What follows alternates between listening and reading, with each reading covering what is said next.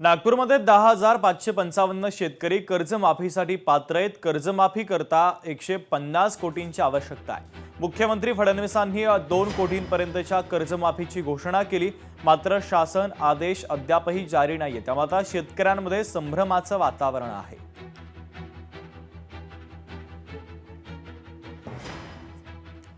नंदुरबार जिल्ह्यामध्ये 2 वर्षात 70 मातांचा मृत्यू झाला। सप्टेंबर ते ऑक्टोबर मध्ये मृत मातांचं प्रमाण हे सर्वाधिक आहे। दुर्गम भागातील आरोग्य सुविधांचा प्रश्न या निमित्तानं पुन्हा एकदा ऐरणीवर आलाय। अक्कलकुवा तालुक्यामध्ये सर्वाधिक 14 माता मृत्यूची नोंद झालेली आहे।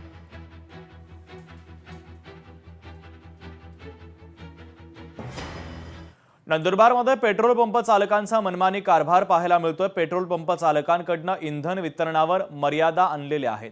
इंधनाचा पुरेसा साठा अजूनही वाहनधारक त्रस्त आहेत, तर पेट्रोल पंप चालकांच्या मनमानीमुळे नागरिकांमध्ये संतापाचं वातावरण आहे।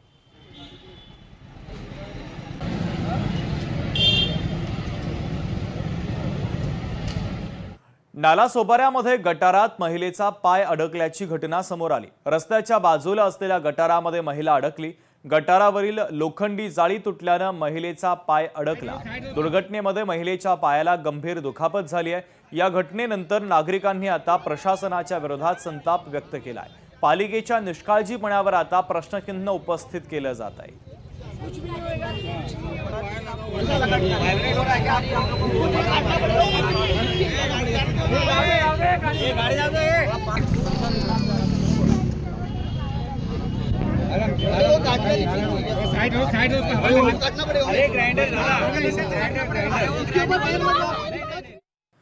आणि आता नवी मुंबईकरांसाठी अत्यंत महत्त्वाची बातमी। नवी मुंबईमध्ये उद्या 24 तास पाणी पुरवठा बंद राहणार आहे। जलवाहिनीच्या दुरुस्तीच्या कामासाठी प्रशासनानं निर्णय घेतलाय।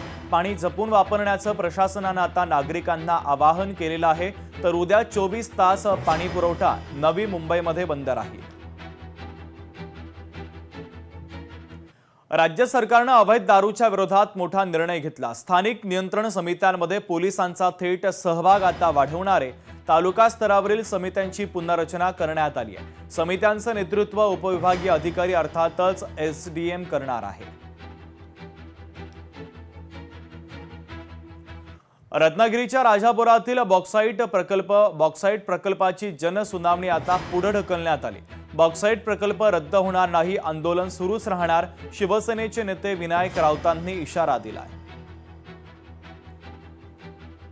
रत्नागिरीच्या पालकमंत्र्यांनी प्रेस घेतली रत्नागिरीमध्ये आणि उद्याची 20 तारीखची, बरोबर ना, 20 आणि फक्त 20 तारीखची जनसुनावणी पुढे ढकललेली आहे।